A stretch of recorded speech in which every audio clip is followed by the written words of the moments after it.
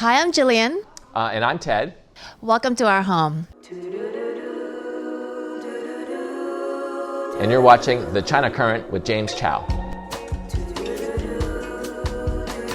Starting, I think, July 1st, Shanghai required all households to start to separate their waste into at least three categories: dry, wet, and recyclable. So we received the announcement 3 days beforehand from our management here in our compound where we live, and we had to rush out and prepare to start to separate our waste.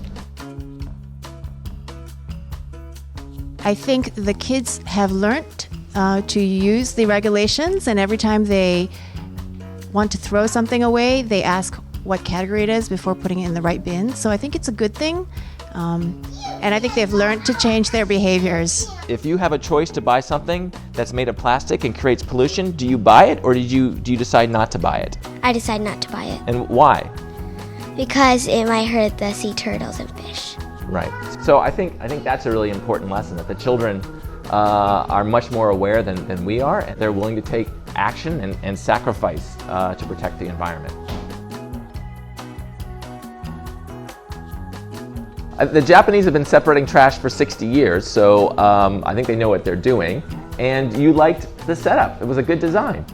I think I was sold on the neat design. I didn't think I would get something so compact and well-designed, and just, it looked cool.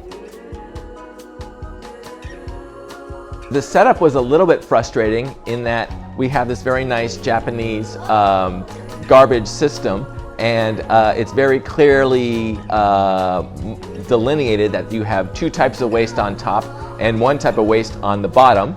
So I had talked with the family and said, okay, we're going to have wet waste and dry waste on top, and then we'll do the recycling on the bottom.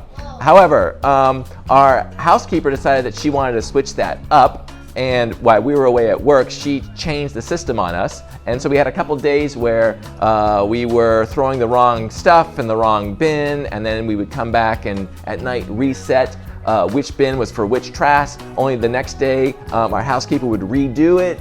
So finally, I bought some stickers, and we sat down and had a family meeting with all parties involved in this, and we set up the correct system. 家里肯定是我来决定，因为这个整个家先生太太都要上班，家里的环境卫生各方面，那我负责任肯定是我说了算，我决定。你说了算。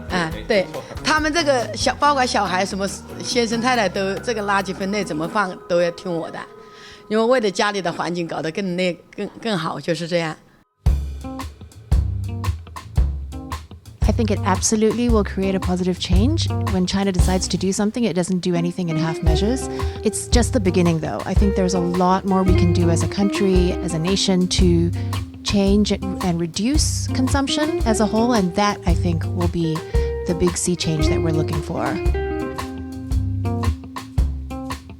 I do think that recently we've discovered that a lot of the separation is, as Gillian said, is only the first step. It's what you do with the trash after you separate it.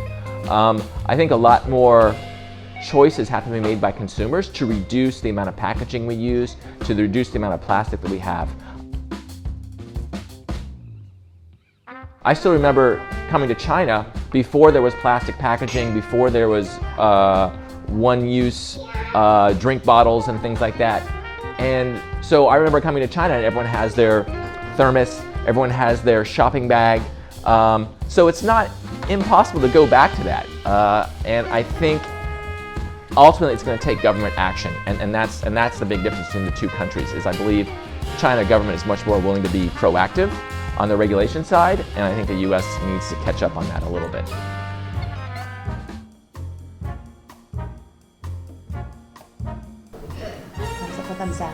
Thumbs up.